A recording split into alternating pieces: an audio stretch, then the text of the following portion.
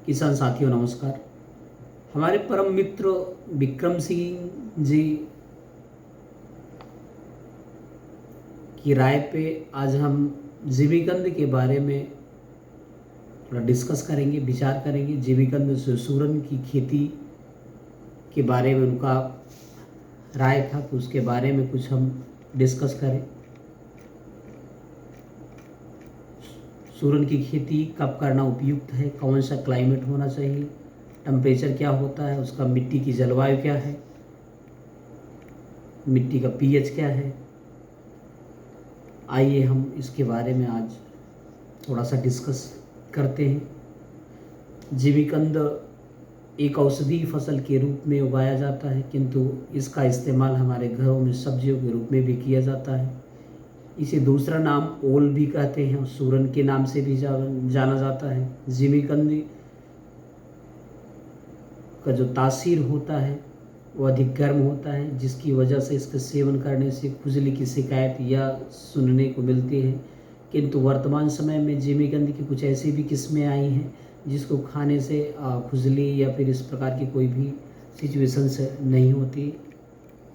जीविकंद के विशेषताएं बहुत ही ज़्यादा हैं। सूरन के जीविकंद के फलों में कैल्शियम, खनिज, फास्फोरस, कार्बोहाइड्रेट जैसे कई सारे तत्व जो काफ़ी प्रचुर मात्रा में पाए जाते हैं। जीविकंद दमा या उबकाई, फेफड़ों में सूजन, पेचिश या पेट दर्द की कई सारे जो है बीमारियों में बहुत ही अच्छा काम करता है।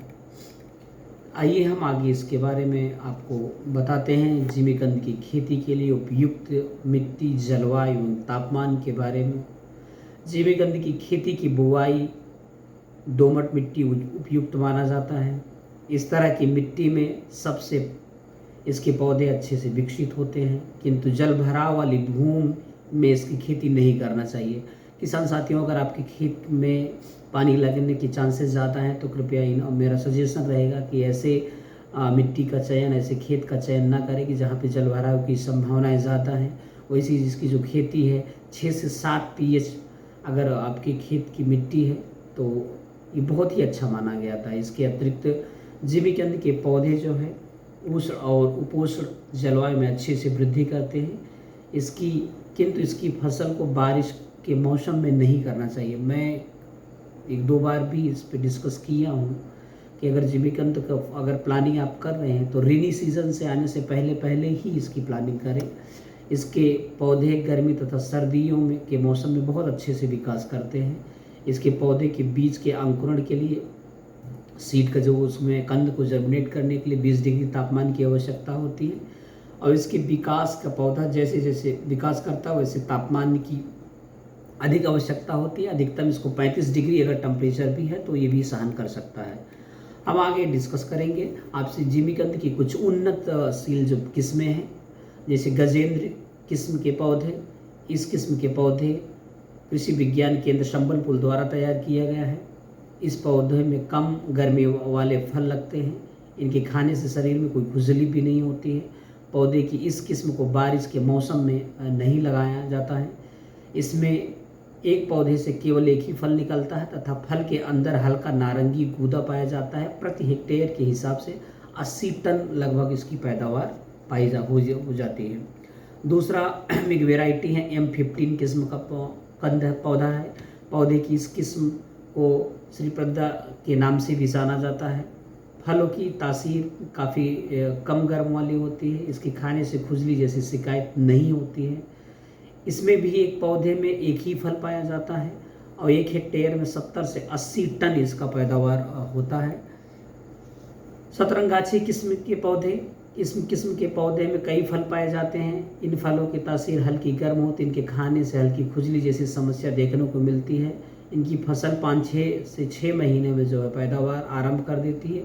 प्रति हेक्टेयर 50 टन सामान्यतः पैदावार वाली किस्में हैं। और संतरागाछी की किस्में एक है। इस किस्म के पौधे भारत के पूर्वी राज्यों में बहुत अधिक उत्पादन किया जाता है। इसके एक पौधे से कई छोटे कंद मिलते हैं। इस किस्म के खाने से में हल्का कड़वा मालूम होता है। इस वजह से इसके खाने में गले में थोड़ी सी तिचड़ता लगती है। इस किस्म के जो पौधे हैं हेक्टेयर की दर से अगर उनका उत्पादन देखा जाए तो 50 से 65 टन जो है इसकी उत्पादन क्षमता है। सूरन की खेती की तैयारी करते हैं और उसके उर्वरक की मात्रा में हम जानते हैं। यदि आप जिमीकंद की अच्छी पैदावार करना चाहते हैं तो उसके लिए आपको जिमीकंद के बीज को खेत में लगाने से पहले खेत को अच्छी तरह से तैयार करना चाहिए। इसके लिए खेत की अच्छी तरह से गहरी जुताई करके कुछ दिनों के लिए खेत को खुला छोड़ दें ताकि खेत में मिट्टी में अच्छे से धूप लग सके। इसके बाद खेत में प्रति हेक्टेयर के हिसाब से पुरानी गोबर की खाद डाल के फिर रस्सी से अच्छी तरीके से ढंग से उसको जुताई करके गोबर की खाद को मिला देना चाहिए। इसके बाद खेत की अंतिम जुताई के समय पोटास 50 केजी, 40 केजी यूरिया और 150 केजी DAP अच्छी तरह से खेत में मिला के पूर्ण रूप से एक बार पुनः जुताई कल्टीवेटर से आप कर सकते हैं। और कुछ दिनों के पश्चात जब खेत की मिट्टी सूखी दिखाई देने लगे कल्टीवेटर लगा के जुताई कर दें। इसके बाद बीज रोपाई के लिए नालियों को बनाकर तैयार कर लेना चाहिए। आइए हम आगे देखते हैं आपको जिमीकंद के बीजों की रोपाई एवं सिंचाई के बारे में। जिमीकंद के बीजों को खेत में लगाने से पूर्व उनको उपचारित कर लेना चाहिए। बीज को उपचारण के लिए स्टेप्टोसाइक्लिन या इमिसन की उचित मात्रा में आप घोल बना के आधे घंटे के लिए बीजों को डुबो देना चाहिए। क्योंकि सूरन के बीज इसके फलों से ही तैयार होते हैं, इसलिए इसके पूरी तरह से पके हुए फलों को कई भागों में काटा जाता है। इसके बाद बीजों को उपचारित करके खेत में लगाया जाता है। इसके एक बीज का जो वजन है तकरीबन 250 से 500 ग्राम के मध्य होता है, जिस वजह से प्रति हेक्टेयर जो है एक खेत में 50 क्विंटल बीज की आवश्यकता पड़ती है। जिमीकंद के बीजों की तैयार की गई नालियों में ही लगा देना चाहिए। इसके अतिरिक्त कुछ किसान भाई बीजों की रोपाई के लिए गड्ढों को तैयार उसमें लगाते हैं। सूरन की फसल को अधिक सिंचाई की आवश्यकता होती है, इसलिए बीजों की रोपाई के बाद तुरंत सिंचाई कर देना चाहिए तथा बीजों के अंकुरण तथा खेत के नमी जो है हर समय आपको मेंटेन करना है। गर्मी का समय अगर लगता है तो आपको मिट्टी देखने के अनुसार से 15 से 20 दिनों पे आप सिंचाई कर सकते हैं।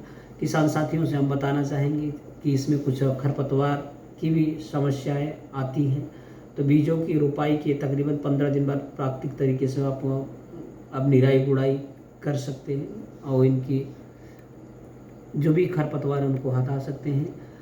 किसान साथियों हम बताना चाहेंगे जिमीकंद में कई सारे डिजीज़ भी होते हैं, बीमारियां भी होती हैं, इनके बारे में हम थोड़ा सा डिस्कस करेंगे।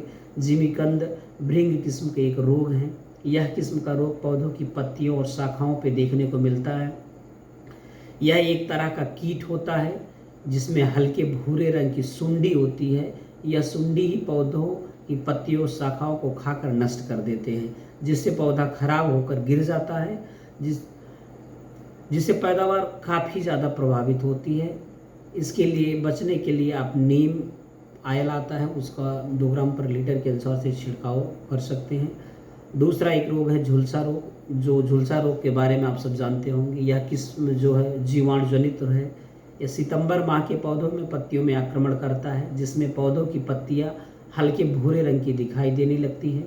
इस रोग के अधिक प्रभावित होने से पत्तियां भूरे रंग होकर गिर जाती है और पौधे का जो वृद्धि करना होता है वो बंद कर देता है। इसके बचाव के लिए एंडोफिल या बाविस्टिन की उचित मात्रा में मतलब 2.5 ग्राम पर लीटर के अनुसार से छिड़काव करें।